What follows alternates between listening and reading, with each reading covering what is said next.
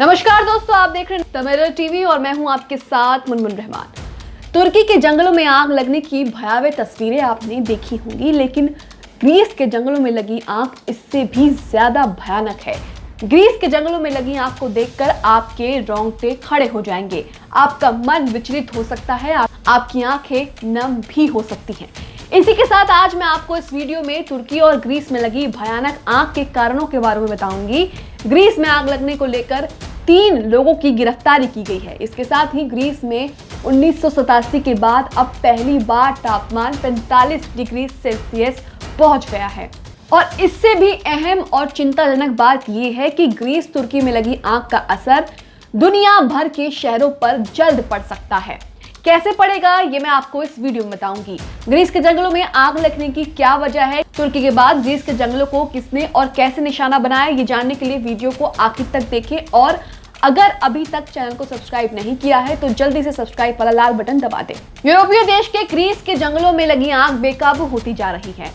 अब तक आग की वजह से 2 लोगों की मौत हो चुकी है, जबकि 6 इलाकों को हाई अलर्ट पर रखा गया है। ग्रीस की राजधानी एथेंस के उत्तर में बाहरी इलाके में धुएं के विशाल बादल देखने को मिल रहे हैं, जिसकी तस्वीरें और वीडियोस आप अपनी स्क्रीन पर देख सकते हैं। इलाके के लोगों से लगातार अपने घरों को छोड़ने का आग्रह किया जा रहा है।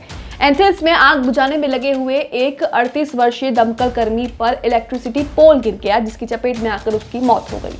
ग्रीस के प्रधानमंत्री का कहना है कि लू ने देश को पाउडर केक में बदल दिया है। दमकल कर्मी 154 जगह लगी आग को बुझाने में जुटे हुए हैं। ग्रीस में लगी इस भयानक आग की वजह तेज गर्मी बताई जा रही है, लेकिन आग लगने के कारणों का पता लगाने के लिए की गई जांच में एक खुलासा भी हुआ है। जांच में 3 लोगों का नाम सामने आया है, जिन्हें जंगलों में आग लगाने को लेकर गिरफ्तार किया गया है। बीते शुक्रवार को ग्रेटर एथेंस इलाके, मध्य एवं दक्षिणी ग्रीस में 3 लोगों को 2 मामलों में जानबूझकर आग लगाने के संदेह में गिरफ्तार किया गया है।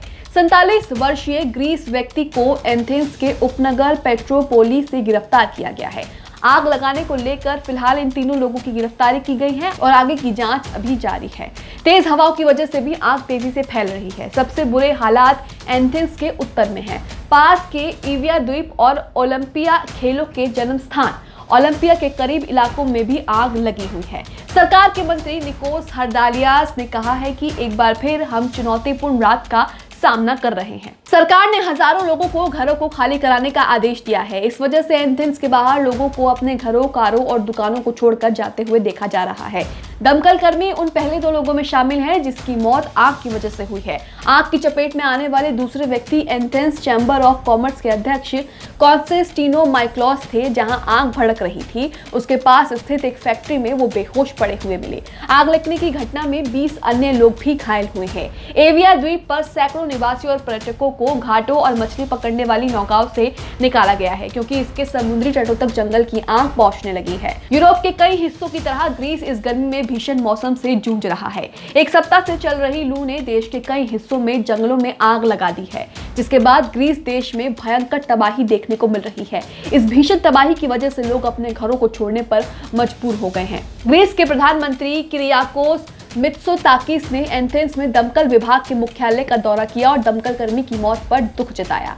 दक्षिणी पेलोपोनीस की मानी इलाकों के एक स्थानीय अधिकारी ने अनुमान लगाया है कि जंगल में आग लगने के कारण करीब 70% इलाका नष्ट हो गया है। इस भयानक आग पर काबू पाने के लिए 5 विमान और 9 हेलीकॉप्टर तैनात किए गए हैं। आग पर काबू पाने के लिए 500 से अधिक अग्निशमन कर्मी, सैनिक और विभिन्न स्वयंसेवी समूह जमीन पर काम कर रहे हैं। लंबे समय से चल रही भीषण गर्मी के कारण जंगल में सूखी लकड़ियों से आग को फैलने में मदद मिली और तापमान 45 डिग्री सेल्सियस तक बढ़ गया है।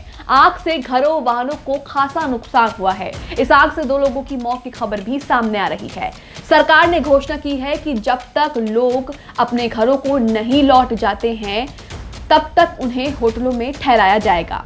कुछ यही हालात स्पेन, तुर्की और इटली के भी हैं। आपको बता दूं कि तुर्की भी इस भीषण आग का सामना कर रहा है।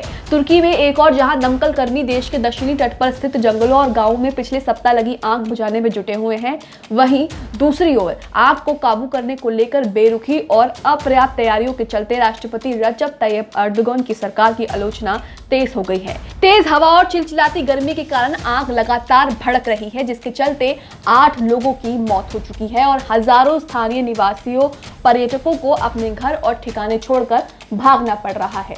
तुर्की के तुर्कोइस तट पर देवदार वाली पहाड़ियों पर जले और काले पेड़ रह गए हैं, जबकि कई ग्रामीणों ने घर और पशु गंवा दिए हैं।